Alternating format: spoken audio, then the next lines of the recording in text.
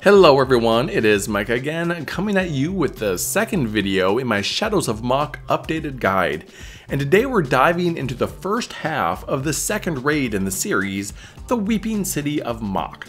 And when I was getting the footage for this video, I was reminded again and again on why I do these updated guides. There are some very unforgiving mechanics here, and I had to run this multiple times just to get footage where my entire party was not lying dead in the dirt. So with that in mind, I'm going to try to be very clear on how exactly the mechanics work so you can hopefully have fewer problems on your runs. Now, since a step-by-step tutorial doesn't really work with these bosses anymore like they did in the Crystal Tower or the Coil series, since some attacks are woven in between larger attacks and patterns can be disrupted, abilities can be skipped, yada yada, depending on the alliance's overall DPS, I'm gonna cover the basic mechanics so you know how to handle each of them as they're used. And some of these fights may seem a little overwhelming due to the sheer amount of mechanics that you're gonna experience. But most of the mechanics are very simple to get through and to remember.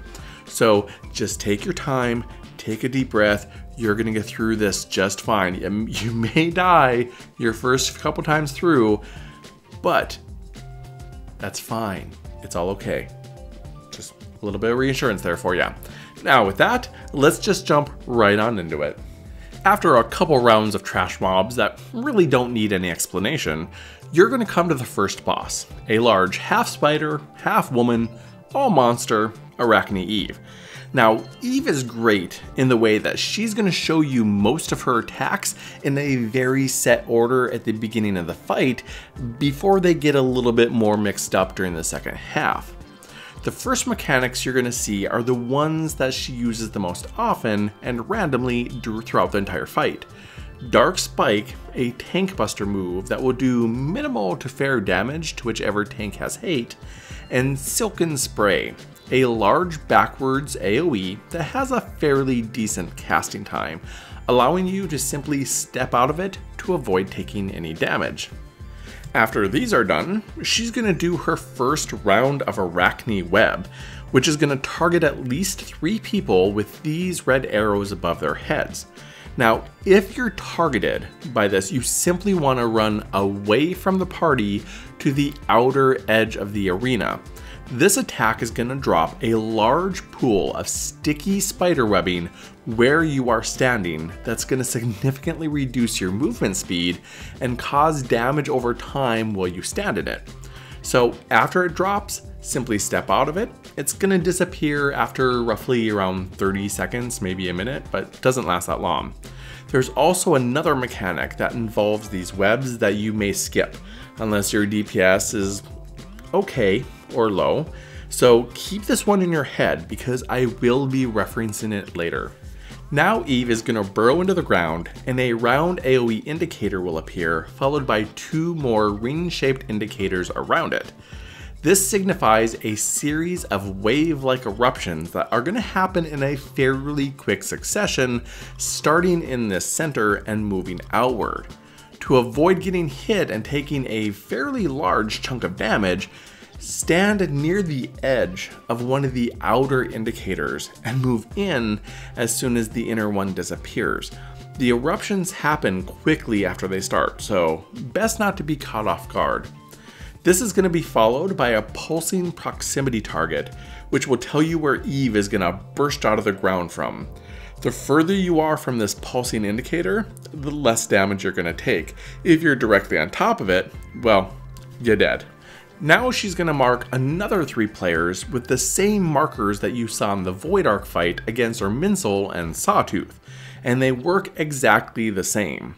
If you're marked, you're going to want to run away from the other party members, and the other party members should be running away from you. Anyone caught within these large circles around you is going to be tethered both to you and anyone else also caught within this circle, preventing you and them from moving or using any abilities until someone runs through the tether to break it. Get through all of this and you're going to enter the next phase, which will begin with Eve throwing you into the air onto a large web before jumping up herself and beginning to cast Implosion. Now this new platform has green sections and blue sections. The green will do damage over time while you stand in it, and the blue is just safe to walk on.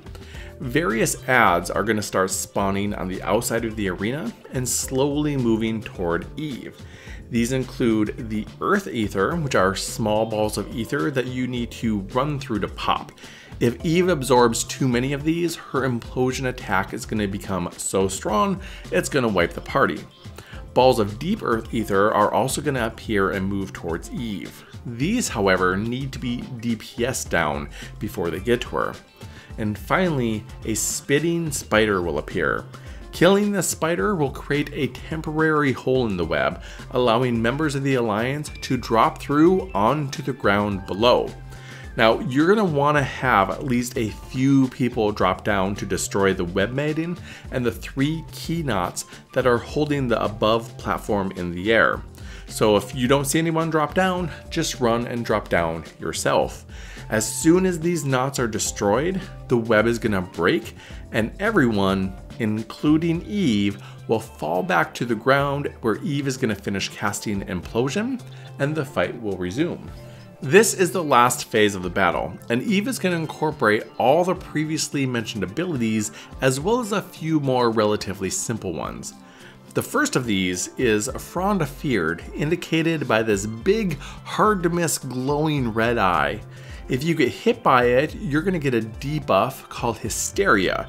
That's going to make you lose control of your character temporarily. Now you can avoid this by simply turning away from her until she finishes her cast.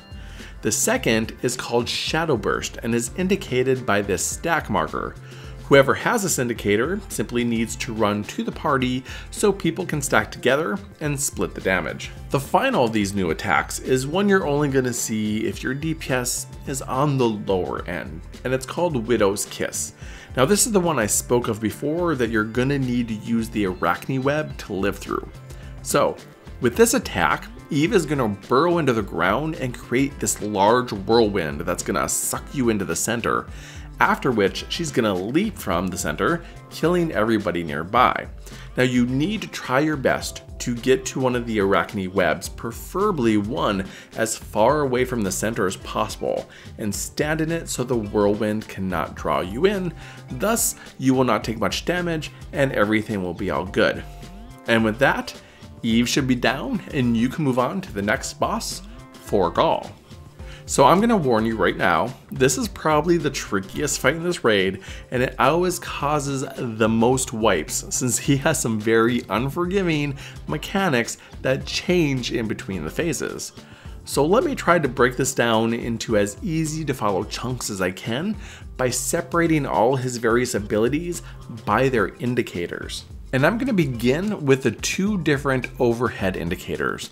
The first one is Brand of the Fallen, which is indicated by this plain red arrow, which is going to cause you to take damage and transform you into a toad for a very short time.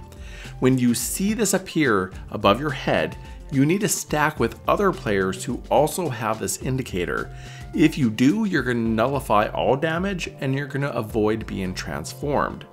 The second one is Dark Eruption, which will place this fancier red pointer over the heads of at least 3 players. Now, if you get marked by this one, you need to run away from the other players to the outer edge of the arena and continuously move around it, because Fergal is going to drop multiple puddles of yuck down on your head that will explode and do a large amount of damage to anyone standing in them. If you take these to the outer edge and just keep on running, no one, including you, should take damage from this attack. Then we have 2 what I like to call angry dot indicators. The first one are these small red dots called Punishing Rays that are going to explode after a short amount of time doing raid-wide damage that can be tricky if ignored. To handle these, you simply need to have one person stand in each circle. Healers and ranged are generally the best suited for this duty, but if you need to take one as a melee, go ahead. This is going to create a bleed effect on the player, but it's also going to negate the raid-wide damage and instead do just a small amount of damage to that player instead when it blows up. The other is Necro Purge, which will create these large green circles on the floor. Standing in one of these puddles will inflict you with a debuff called Gradual Zombification. If you get more than one stack of Gradual Zombification, you're going to change into a zombie and you're going to lose control of your character and begin attacking the other members of the Alliance. There is only one standard red floor indicator, and that is for Megiddo Flame.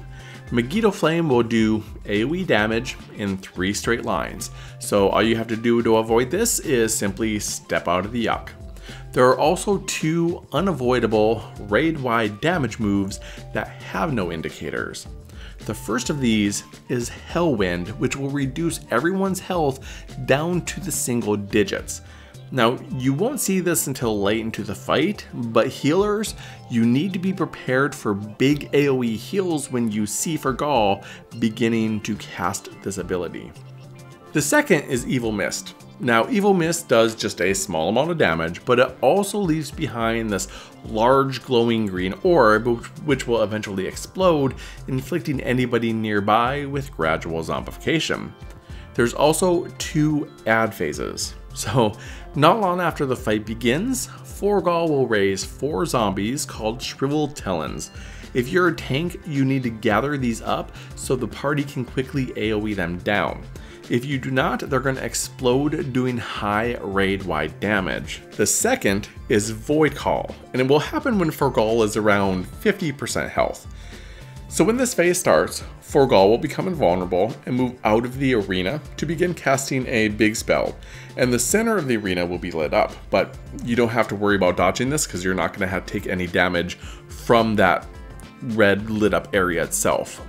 So the Talon zombies will be sucked into the center and sacrificed to summon 3 large ads: a Dayhack, a Succubus, and I'm going to pronounce that Hugenti. One take needs to take each one of these ads, and the DPS needs to immediately focus on the Succubus. The reason we down the Succubus first is to avoid her attack called Beguiling Mist. If she's able to get this cast off, she's gonna charm the entire raid and kill everyone off with a series of AoEs.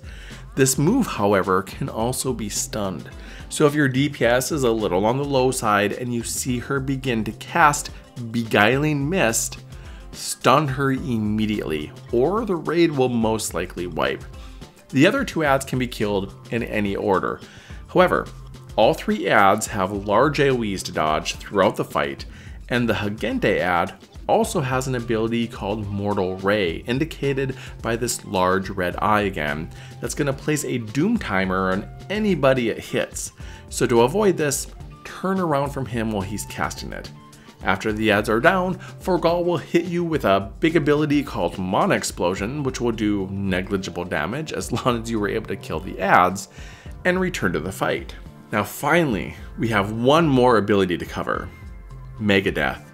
This is his insta-kill mechanic that is usually the cause of most of the wipes of the raid, even today. But it's incredibly easy to avoid if you know the one simple trick behind it. So, in the last phase of the fight, which begins immediately after Void Call, Fergal will cast Megadeath repeatedly. To avoid being killed, you're going to utilize the Gradual Zombification debuff from both the Necro Purge and the Evil Mist mechanics. Whenever you see the green puddles on the floor or the green orbs left by Evil Mist, be sure to stand near or on them and get a single stack of Gradual Zombification by standing in a single green puddle or near a single green orb. If 2 puddles or 2 orbs are overlapping, you're going to get 2 stacks, which you do not want. This 1 stack of Gradual Zombification is going to nullify most of the damage done by Megadeath.